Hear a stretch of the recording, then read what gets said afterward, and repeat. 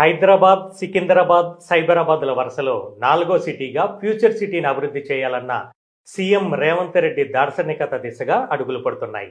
ఇది కాలుష్య రహిత గ్రీన్ సిటీగా ప్రపంచంలోని అద్భుత నగరాల సరసన చేరాలన్నది ఆయన సంకల్పం. ఇందులో భాగంగా హైదరాబాద్ ఎయిర్పోర్ట్ మెట్రో రైలు సంస్థ హెచ్ఎండిఏ, టీజీఐఐసీలతో కలిసి మెట్రో రైలు విస్తరణ ప్రణాళిక సిద్ధం చేస్తోంది. ఫ్యూచర్ సిటీకి అనువుగా గ్రీన్ కారిడార్లను అభివృద్ధి చేసి అంతర్జాతీయ విమానాశ్రయం నుంచి త్వరితగతిన సులభంగా ఫ్యూచర్ సిటీకి చేరుకునే ప్రణాళిక ఉండాలన్నది ఆకాంక్ష.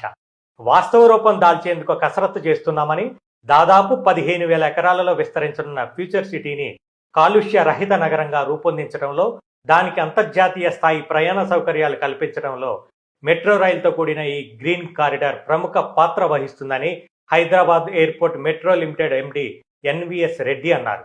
ఆదివారం ఎయిర్పోర్ట్ నుంచి మీర్ఖాన్ పేటలో నిర్మాణంలో ఉన్న స్కిల్